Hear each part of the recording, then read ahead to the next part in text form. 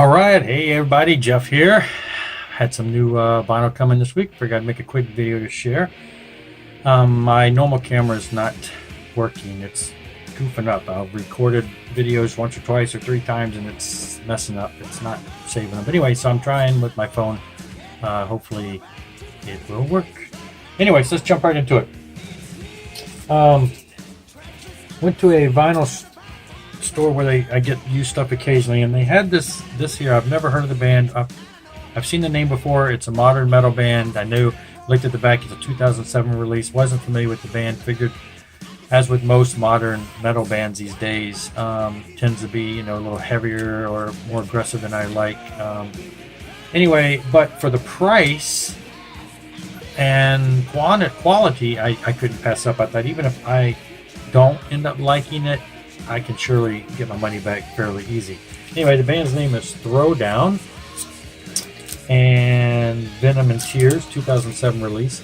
And I got back home and I listened to them, and they're kind of what they would classify as metalcore, which actually is one of the styles I do like. I have some bands like that I listen to, and so they're kind of aggressive with the growl to them, but without being so overly death metal type tendencies. So I kind of like it. The thing that was really cool about it, aside from the fact that it was really good price, it's on dark red marble. You can see the marble in there. Anyway, and it was in really great condition. Just a little bit of, you can see where maybe the ring wear wants to start, but for the most part, the cover is in like really good condition. A couple dings on the side, you can see the little creases. Anyway, for the price, thought it was worth it. Now, if this is something that's up your alley, this is something a band you really enjoy, I'm willing to part with this. So, if it's something you'd like, hit me up. Let's talk. This one was, again, at that store, the more you buy, the cheaper they are. So I picked up sticks, pieces of 8. It was in pretty good condition. I don't have any sticks on vinyl. I have some of their CDs, so I went ahead and grabbed this because, again, the price was in combination with that.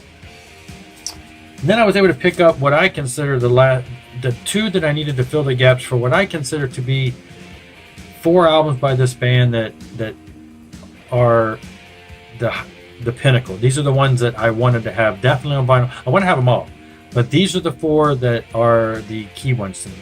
The band I'm talking about is Helix, and I was able to pick up Walking the Razor's Edge. And of course, this is the album that has 6 Strings, 9 Lives, which is where Darcy gets his name from.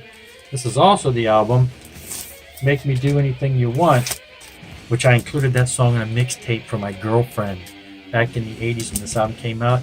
And I had that on there. I think there was another song from Helix that I had on there, but that one I know definitely, Make Me Do Anything You Want.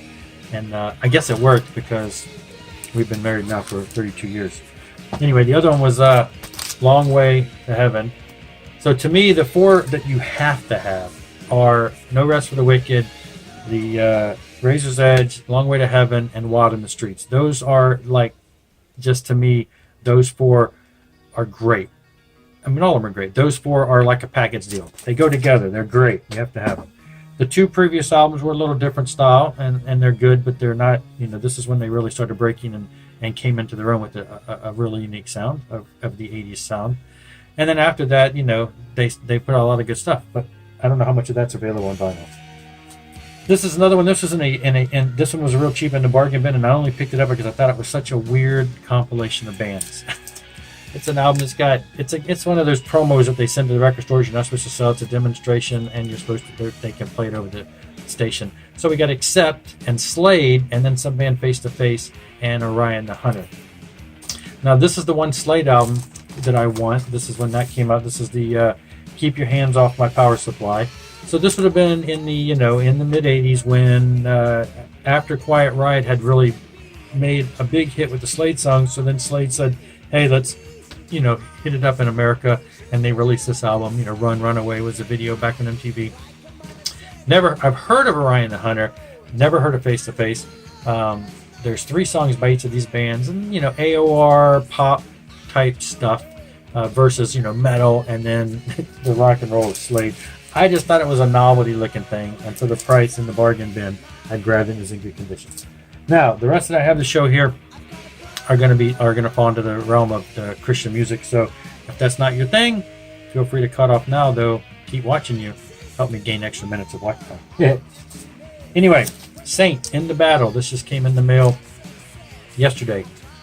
Saint, early Christian metal band, put out 3 albums in the 80s, kind of disbanded, and then they did a little EP in the 90s, but it wasn't really the same band. They, in early 2000s, they got together and did a reunion album of In the Battle. It was later remastered, and that's what this cover is, because the original cover was different. It was remastered, so now it's been put on vinyl for the first time.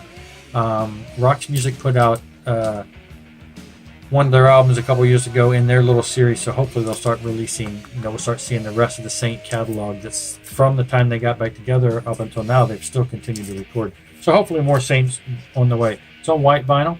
I always think that's kind of cool. Next one is was a Kickstarter program that I supported. Album just came in a couple days ago. Pop punk band, the Altar Boys, first album in decades. I really dug them back in the 80s and 90s. They have had quite a few albums out. Good stuff. I listened to the digital tracks that they sent me a couple weeks before. Very much still in the sound of the Altar Boys that we're used to. So I haven't spun the vinyl yet, but I'm sure it's just as awesome. And then a couple days before that, Mad at the World Through the Forest. This is a retroactive, one of their From the Vault vinyl series. It's autographed by, let's see if I can get this right, Glare, Roger and Randy Rose. Rose, R-O-S-E. They're the brothers that are the core behind this band. This is their 1, 2, 3, 4, I think their 5th album. Not sure why they jumped on this and vinyl. The first 2 I think were on vinyl, and then I think vinyl kind of ceased after that. I'm not sure.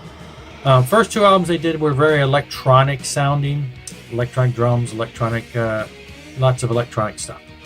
3rd, 4th, and 5th album, which would include this time, they changed to like a hard rock sound. Hard rock, it's hard to really classify them, but interesting hard rock.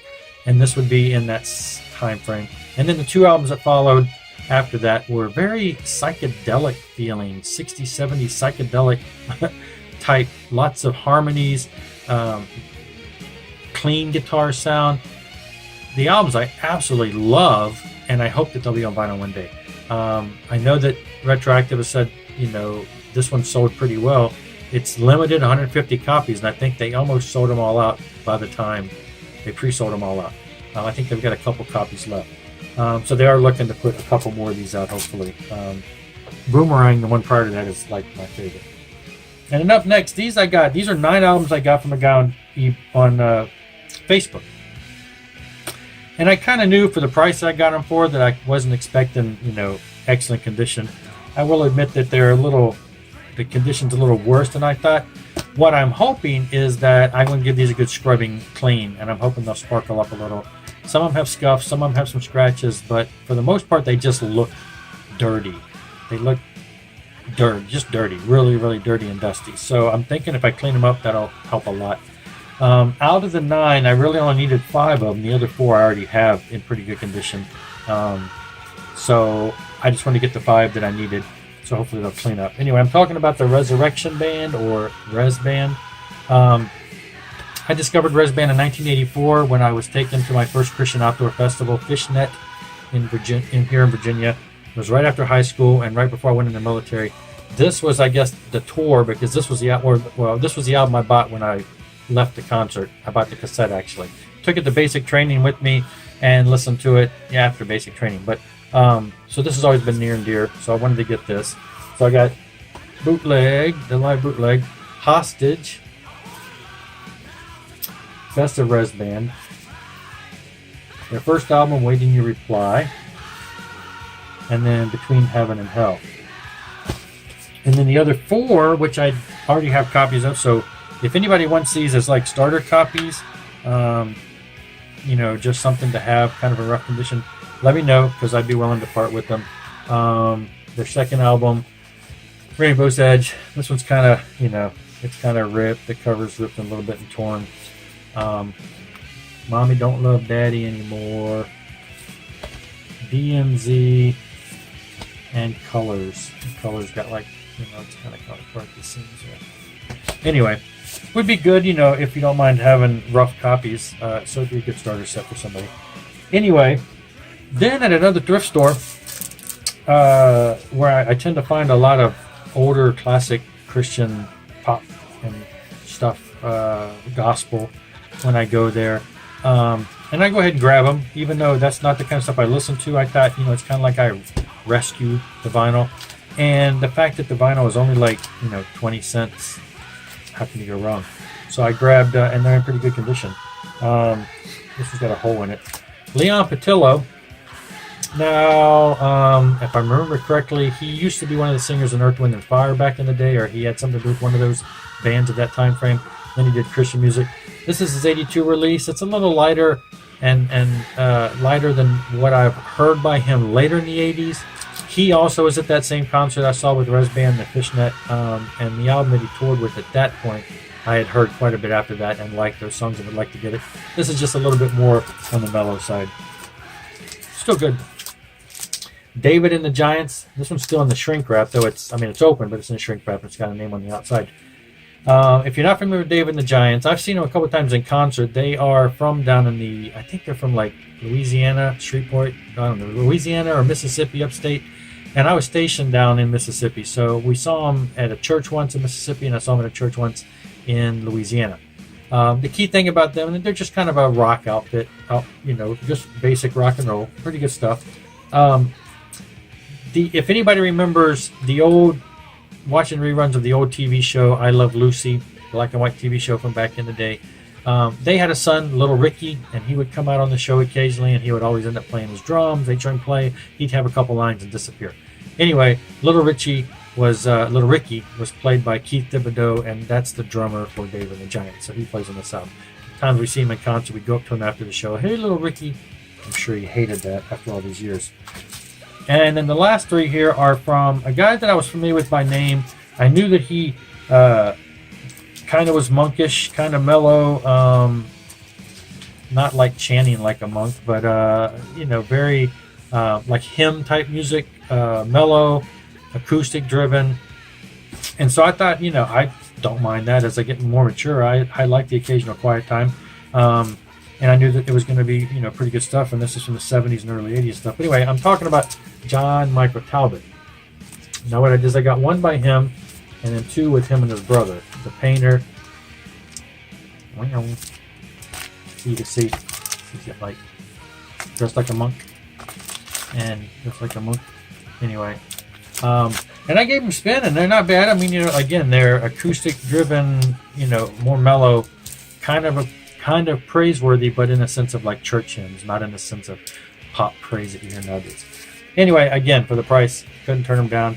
All of these, though, David and the Giants, all those ones, if any of these are of interest, anybody out there who does have a collection and wants these styles, hit me up, because these are not things that I necessarily am going to hold on to. I just wanted to rescue them, give them a spin, clean them up, see how it goes. So that's about it for now, though. I got another one coming in the mail, hopefully in the next couple of days, that I'm really excited about. Finally got my hands on a copy of an album that I've been wanting to get for a very long time, even though it's only been out for a couple years. It just went out of print so fast and became so expensive so fast. Anyway, I'll share that when I get it. Hopefully any day now they should arrive. And but that's it for now. Thanks for joining me. Thanks for watching. Subscribe if you haven't. Like, comment below. Let me know how things are going. Rock on.